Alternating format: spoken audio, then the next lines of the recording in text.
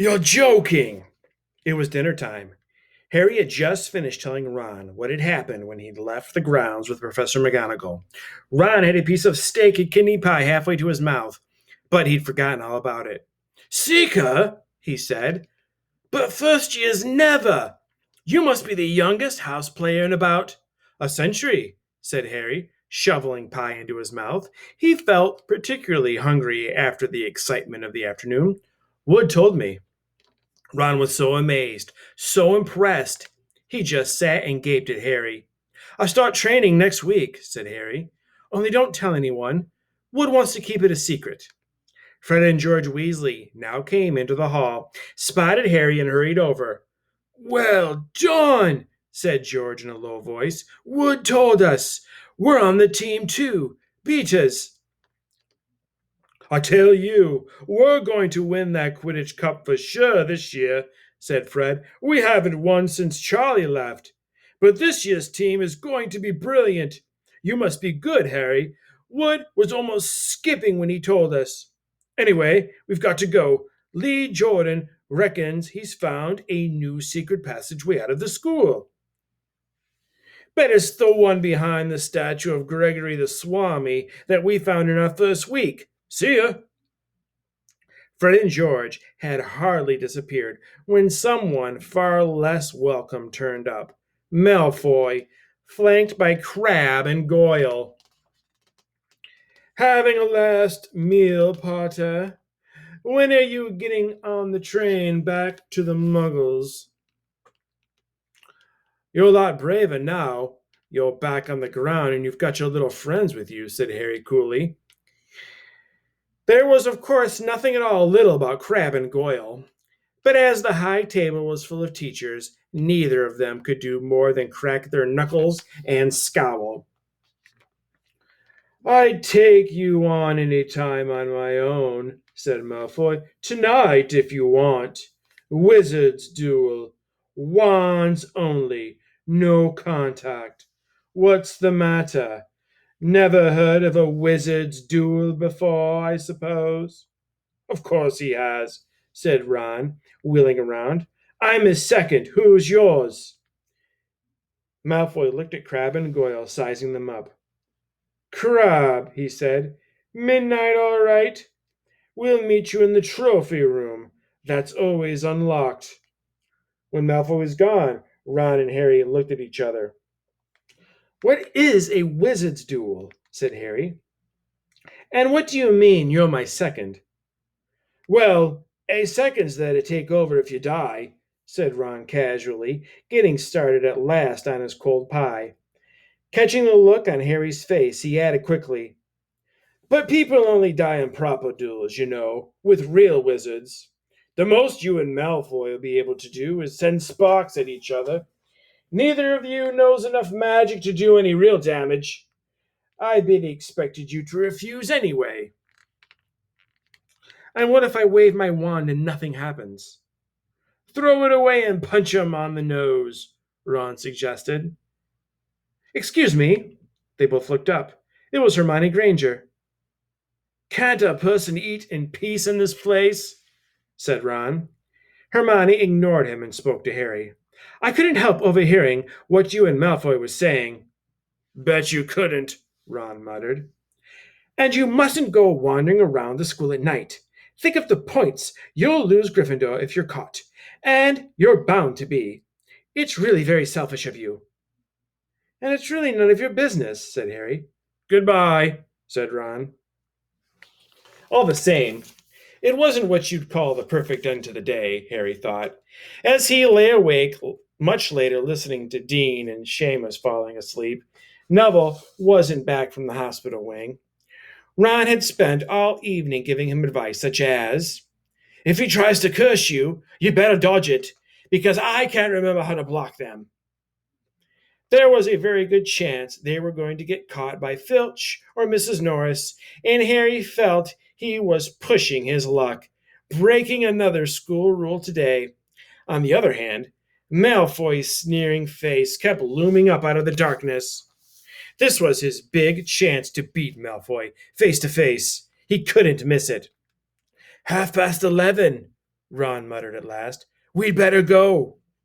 They pulled on their dressing gowns, picked up their wands, and crept across the tower room, down the spiral staircase, and into the Gryffindor common room.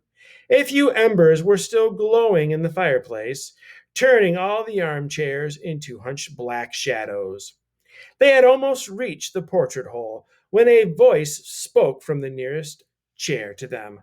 I can't believe you're going to do this, Harry. A lamp flickered on. It was Hermione Granger, wearing a pink dressing gown and a frown. You, said Ron furiously, go back to bed. I almost told your brother, Hermione snapped. Percy, he's a prefect. He'd put a stop to this. Harry couldn't believe anyone could be so interfering. Come on, he said to Ron. He pushed open the portrait of the fat lady and climbed through the hole. Hermione wasn't going to give up that easily. She followed Ron through the portrait hole, hissing at them like an angry goose. Don't you care about Gryffindor? Do you only care about yourselves? I don't want Slytherin to win the House Cup, and you'll lose all the points I got from Professor McGonagall for knowing about switching spells. Go away. All right, but I warned you. You just remember what I said when you're on the train home tomorrow. You're so. But what they were, they didn't find out. Hermione had turned to the portrait of the fat lady to get back inside and found herself facing an empty painting. The fat lady had gone on a nighttime visit, and Hermione was locked out of Gryffindor Tower. What am I going to do now? She asked shrilly. That's your problem, said Ron. We've got to go. We're going to be late. They hadn't even reached the end of the corridor when Hermione caught up with them. I'm coming with you, she said. You are not. Do you think I'm going to stand out here and wait for Filch to catch me? If he finds all three of us, I'll tell him the truth, that I was trying to stop you, and you can back me up. You've got some nerve, said Ron loudly. Shut up, both of you, said Harry sharply. I heard something. It was a sort of snuffling. Mrs. Norris? Breathed Ron, squinting through the dark. It wasn't Mrs. Norris. It was Neville. He was curled up on the floor, fast asleep, but jerked suddenly awake as they crept nearer. Thank goodness you found me. I've been out here for hours. I couldn't remember the new password to get into bed. Keep your voice down, Neville.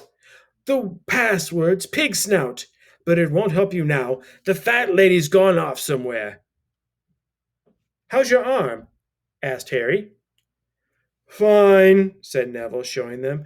Madame Pomfrey mended in about a minute. Good. Well, look, Neville, we've got to be somewhere. We'll see you later. Don't leave me, said Neville, scrambling to his feet. I don't want to stay here alone. The Bloody Baron's been passed twice already. Ron looked at his watch and then glared furiously at Hermione and Neville. If either of you get us caught, I'll never rest until I've learned that curse of the bogies Quirrell told us about and used it on you. Hermione opened her mouth, perhaps to tell Ron exactly how to use the curse of the bogies, but Harry hissed at her to be quiet and beckoned them all forward. They flitted along corridors striped with bars of moonlight from the high windows. At every turn, Harry expected to run into Filch or Mrs. Norris, but they were lucky. They sped up a staircase to the third floor and tiptoed toward the trophy room. Malfoy and Crabbe weren't there yet. The trophy cases glimmered where the moonlight caught them.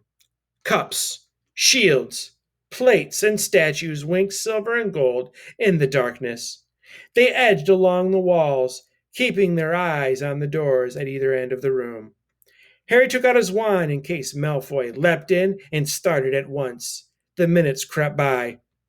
He's late. Maybe he's chickened out, Ron whispered. Then a noise in the next room made them jump. Harry had only just raised his wand when they heard someone speak, and it wasn't Malfoy. Sniff around, my sweet. They might be lurking in a corner. It was Filch speaking to Mrs. Norris. Horror struck, Harry waved madly at the other three to follow him as quickly as possible. They scurried silently towards the door, away from Filch's voice. Neville's robes had barely whipped round the corner when they heard Filch enter the trophy room.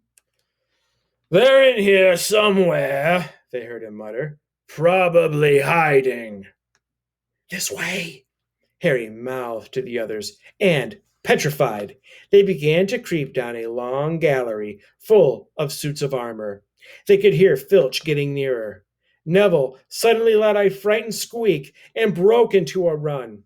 He tripped, grabbed Ron around the waist, and the pair of them toppled right into a suit of armor.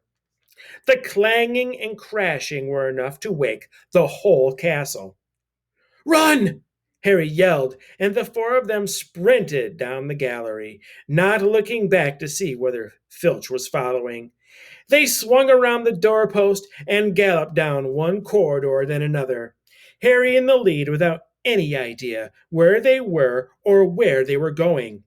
They ripped through a tapestry and found themselves in a hidden passageway, hurtled along it, and came out near their charms classroom, which they knew was miles from the trophy room. "I think we've lost him," Harry panted, leaning against the cold wall and wiping his forehead. Neville was bent double, wheezing and spluttering. "I told you," Hermione gasped, clutching at the stitch in her chest. "I told you!" "We've got to get back to Gryffindor Tower," said Ron, "quickly as possible." "Malfoy tricked you," Hermione said to Harry. "You realize that, don't you? He was never going to meet you. Filch knew someone was going to be in the trophy room. Malfoy must have tipped him off." Harry thought she was probably right, but he wasn't going to tell her that. "Let's go." It wasn't going to be that simple. They hadn't gone more than a dozen paces when a doorknob rattled and something came shooting out of a classroom in front of them. It was Peeves. He caught sight of them and gave a squeal of delight. "Shut up, Peeves! Please! You get us thrown out!" Peeves cackled. "Wandering around at midnight, ickle thirsty, tut-tut-tut, naughty, naughty, you'll get caughty." "Not if you don't give us away, Peeves, please." "Should tell Filch, I should," said Peeves in a saintly voice, but his eyes glittered wickedly. "It's for your own good, you know." "Get out of the way," snapped Ron, taking a swipe at Peeves. This was a big mistake. "Students out of bed!" Peeves bellowed. "Students out of bed down the charms corridor!" Ducking under Peeves, they ran for their lives right to the end of the corridor, where they slammed into a door, and it was locked. "This is it," Ron moaned as they pushed helplessly at the door. "We're done for. This is the end." They could hear footsteps, Filch running as fast as he could towards Peeves' shouts. "Oh, move over," Hermione snarled. She grabbed Harry's wand, tapped the lock, and whispered, "Alhomora!" The lock clicked, and the door swung open. They piled through it, shut it quickly, and pressed their ears against it, listening. "Which way did they go, Peeves?" Filch was saying. "Quick, tell me." "Say please." "Don't mess me about, Peeves. Now where did they go?" "Shan't say nothing if you don't say please," said Peeves in his annoying sing-song voice. "All right, please." "Nothing! Ha ha! Told you I wouldn't say nothing if you didn't say please. Ha ha! Ha ha!" And they heard the sound of Peeves whooshing away and Filch cursing in rage. "He thinks this door is locked," Harry whispered. "I think we'll be okay. Get off, Neville." For Neville had been tugging on the sleeve of Harry's dressing gown for the last minute. "What?" Harry turned around and saw quite clearly what. For a moment, He was sure he'd walked into a nightmare. This was too much, on top of everything that had happened so far. They weren't in a room, as he had supposed. They were in a corridor, the forbidden corridor on the third floor, and now they knew why it was forbidden. They were looking straight into the eyes of a monstrous dog, a dog which filled the whole space between ceiling and floor. It had 3 heads, 3 pairs of rolling mad eyes, 3 noses twitching and quivering in their direction, 3 drooling mouths, saliva hanging in slippery ropes from yellowish fangs. It was standing quite still, all 6 eyes staring at them. And Harry knew that the only reason they weren't already dead was that their sudden appearance had taken it by surprise. But it was quickly getting over that. There was no mistaking that what those thunderous growls meant. Harry groped for the doorknob. Between Filch and death, he'd take Filch. They fell backwards. Harry slammed the door shut and they ran. They almost flew back down the corridor. Filch must have hurried off to look for them somewhere else because they didn't see him anywhere, but they hardly cared. All they wanted to do was put as much space as possible between them and that monster. They didn't stop running until they reached the portrait of the fat lady on the 7th floor. "Where on earth have you all been?" she asked, looking at their dressing gowns hanging off their shoulders and their flushed, sweaty faces. "Never mind that. Pig snout," panted Harry, and the portrait swung forward. They scrambled into the common room and collapsed, trembling, into armchairs. It was a while before any of them said anything. Neville, indeed, looked as if he'd never speak again. "What do you think they're doing, keeping a thing like that locked up in a school?" said Ron finally. "If any dog needs exercise, that one does." Hermione had got both her breath and her bad temper back again. "You don't use your eyes, any of you, do you?" she snapped. "Didn't you see what it was standing on?" "The floor?" Harry suggested. "I wasn't looking at its feet. I was too busy with its heads." "No, not the floor. It was standing on a trap door. It's obviously guarding something." She stood up, glaring at them. "I hope you're pleased with yourselves. We could all have been killed, or worse, expelled. Now, if you don't mind, I'm going to bed." Ron stared after her, his mouth open. "No, we don't mind," he said. "You'd think we dragged her along, wouldn't you?" But Hermione had given Harry something else to think about as he climbed back into bed. The dog was guarding something. What had Hagrid said? Gringotts was the safest place in the world for something you want to hide? Except perhaps Hogwarts. It looked as though Harry had found out where the grubby little package from Vault 713 was.